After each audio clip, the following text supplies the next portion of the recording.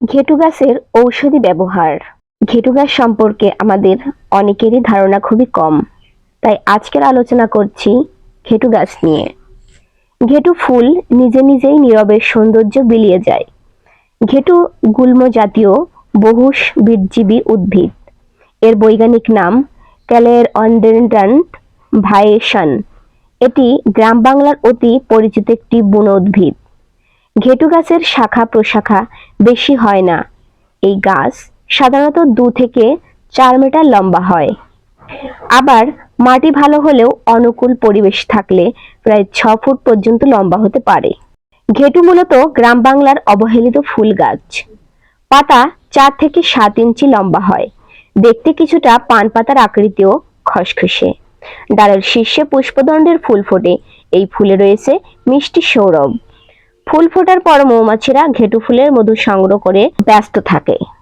ফুল দেখতে সাদা, পাপড়ি রং সাদা এবং এতে লালচে বেগুনি রঙের মিশেল আছে। ফলের ব্যাস আধা ইঞ্চির কাছাকাছি হয়ে থাকে, তবে ফল চ্যাপ্টা ধরনের এবং দেখতে বেশ কালো। শীতকালে শেষ দিকে এই গাছের ফুল হয় এবং গরমকালে তা থেকে ফল হয়।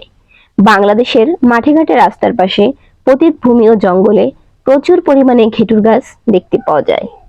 অনেকে এতে ভাট বলে থাকে। ঘেটু তিক্ত, রসযুক্ত, বলকারক, কাম্যদীপক এবং ব্যথা বেদনাশক। এই গাছ বাংলাদেশ ও ভারত ও মায়ানমারের জন্মে। এই গাছের লতা, ফুল এবং মূল ঔষধি ব্যবহার রয়েছে।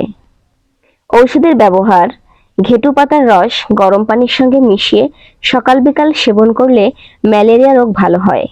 যে কোনো ধরনের চর্মরোগ হলে ঘেটু পাতার রস 3 থেকে 4 দিন চর্মরোগে আক্রান্ত স্থানে লাগালে চর্মরোগ থেকেও মুক্তি পাওয়া যায়। বিছে কামড়ালে ঘেটু পাতা কেটে হুল ফোটানো স্থানে লাগিয়ে দিলে যন্ত্রণা কমে যায়। উকুনের সমস্যায় ঘেটু পাতার রস দারুণ কাজ করে থাকে। মাথার উকুন হলে ঘেটু পাতার রস লাগিয়ে কয়েক ঘন্টা রেখে দিন। এরপর ভালো করে শ্যাম্পু করে ধুয়ে ফেলুন, তাহলে দেখবেন উকুনের সমস্যা থেকে মুক্তি পাবেন। ভিডিওটির সাথে থাকার জন্য সবাইকে অসংখ্য ধন্যবাদ।